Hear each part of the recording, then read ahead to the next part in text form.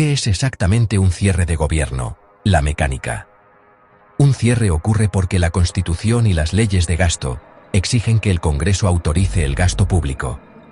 Sin autorización, las agencias no pueden gastar, salvo en actividades consideradas esenciales por las reglas del Tesoro y la Oficina de Administración y Presupuesto. Esencial no siempre significa importantísimo, significa no puede detenerse sin poner en riesgo la vida, la seguridad o el cumplimiento de la ley. El resto del personal queda en furlough, en casa, sin trabajar y sin recibir pago, hasta que se reanuden los fondos. Los contratistas, por su lado, suelen ser los grandes perdedores. A diferencia de los empleados federales, no tienen garantía legal de cobrar retroactivamente. Nuestra situación actual no es una discusión abstracta sobre números en Washington. Es una máquina administrativa que se apaga por fuerza. El gobierno federal entró en cierre a las 00:01 del 1 de octubre de 2025, cuando el Congreso no aprobó las leyes de asignaciones que mantienen abiertas agencias y programas. Lo que parece una fecha en el calendario es, en la práctica, la llave que apaga servicios, detiene pagos y pone a cientos de miles de trabajadores en una especie de limbo laboral. ¿Cómo llegamos hasta aquí? Un cierre no es un accidente, es la consecuencia política de no acordar cómo gastar. El presupuesto federal se financia año a año mediante leyes de asignación. Si esas leyes no existen cuando comienza el nuevo año fiscal, solo operan las partidas y actividades con financiación permanente o vinculadas a la seguridad nacional. En la práctica esto significa que negociaciones rotas, vetos de agenda y estrategias de presión terminan convirtiéndose en una decisión automática: cerrar lo que no tiene financiamiento. La reciente parálisis legislativa, votos fallidos y vetos procedimentales en el Senado y la Cámara, llevó directamente al apagón de actividades este 1 de octubre. ¿Qué es exactamente un cierre de gobierno? La mecánica. Impacto inmediato. ¿Quién para? ¿Quién sigue? ¿Y quién sufre primero? En la práctica del 1 de octubre, cientos de miles de trabajadores fueron enviados a casa mientras otros, militares, controladores aéreos, agentes fronterizos, personal hospitalario de emergencia, siguieron en sus puestos trabajando sin pago inmediato. Muchos programas se congelaron, desde inspecciones sanitarias hasta investigación científica, desde permisos y subvenciones hasta la emisión de visas en embajadas. Algunos parques y museos cerraron sus puertas. Las agencias con fondos que no dependen de la apropiación anual o con balances que permiten operar temporalmente pueden seguir funcionando, pero la mayor parte de la burocracia se ralentiza o se detiene. En este cierre, se estimó que alrededor de 3/4 millón de empleados federales quedaron afectados en alguno de estos modos. ¿Cómo llegamos hasta aquí? El coste económico real. Lo que los modelos nos dicen. Los cierres suelen tener efectos medibles, aunque, históricamente, modestos en el PIB si son breves.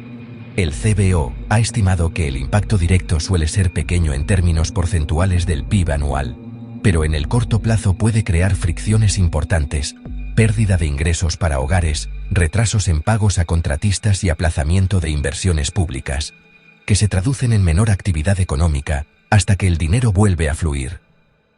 Además, cada cierre deja daños colaterales, investigaciones que se interrumpen, proyectos que se retrasan y confianza que se erosiona. Si el cierre se prolonga, el daño deja de ser retraso y pasa a ser pérdida real para familias, empresas y la propia capacidad administrativa. Reacción de los mercados y el punto de calma engañoso. Los mercados financieros, curiosamente, han tendido a reaccionar con calma ante cierres cortos. En los días tras el inicio del cierre de octubre de 2025, los índices globales se mantuvieron sólidos y los rendimientos de referencia se movieron modestamente. Los inversores descuentan que muchos efectos serán temporales y que la recuperación del gasto ocurrirá una vez pasado el impasse. Pero esa calma es peligrosa. Un cierre crea una zona ciega de información. Por ejemplo, reportes oficiales de empleo o producción se retrasan.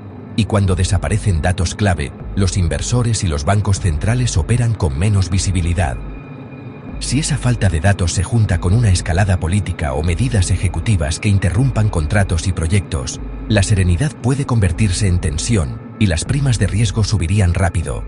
Aprovecha este momento para suscribirte y seguir aprendiendo más sobre economía de manera sencilla pero precisa. Efectos en cadena. Más allá del cheque de la quincena, el primer impacto es humano. Empleados sin sueldo, familias que postergan pagos, pequeñas empresas que dependen de contratos federales con facturas que no llegan a pagarse. Después vienen los efectos en la inversión. Proyectos de infraestructura pausados, investigaciones retrasadas y mayor incertidumbre para quien planea contratar o expandir. El gobierno federal también actúa como estabilizador en crisis. Si las reservas presupuestarias se comen solo en intereses políticos y no quedan recursos para emergencias, la respuesta a desastres o pandemias se ve comprometida. El CBO y otros análisis han mostrado que cierres largos drenan demanda y reducen la capacidad de respuesta fiscal cuando más se necesita. El factor político, guerra de herramientas y decisiones ejecutivas. Un cierre no es neutro, es una palanca política. El control del presupuesto permite a ejecutivos, y a veces a administraciones, decidir qué programas se revisan, qué fondos se congelan y qué condiciones se imponen. En este episodio vimos pasos ejecutivos que congelaron desembolsos de proyectos grandes como ayudas y obras de transporte, una modalidad de presión política que traslada el costo directo a comunidades y gobiernos locales.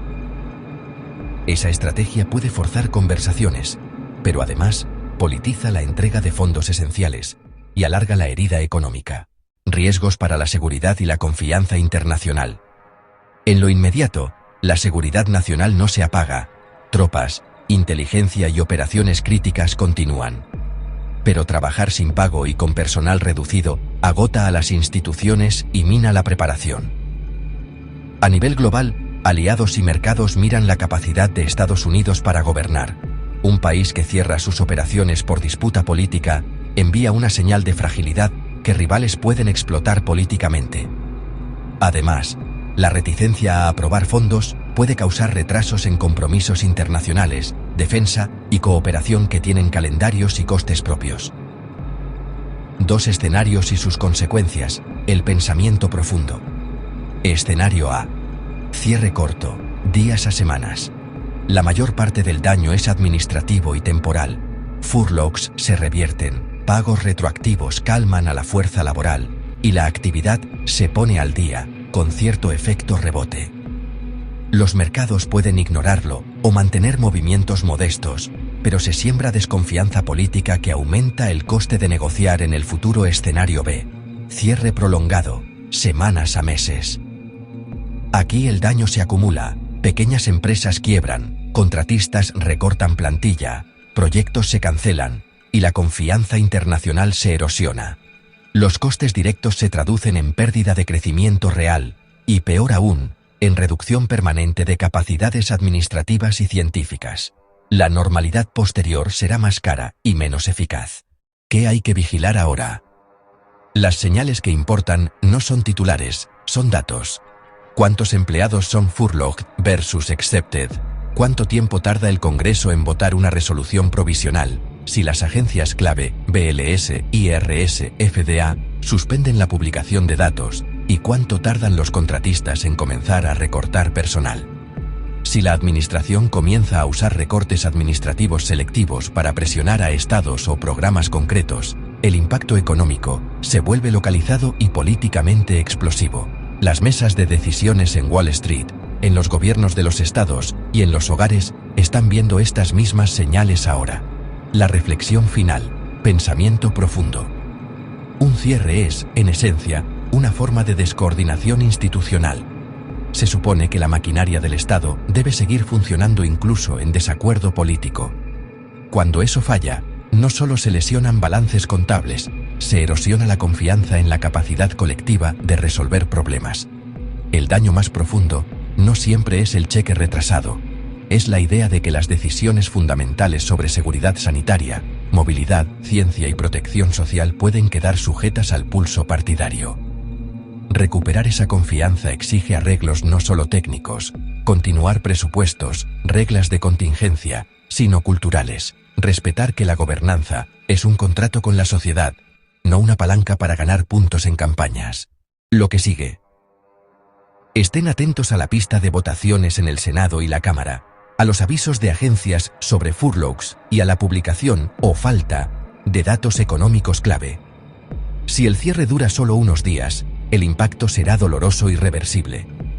Si dura semanas, las cicatrices empezarán a notarse en la inversión, en la plaza laboral local y en la reputación internacional de un país que debe, por definición, poder sostener su propio aparato. Dale like, suscríbete y no olvides comentar qué te pareció el video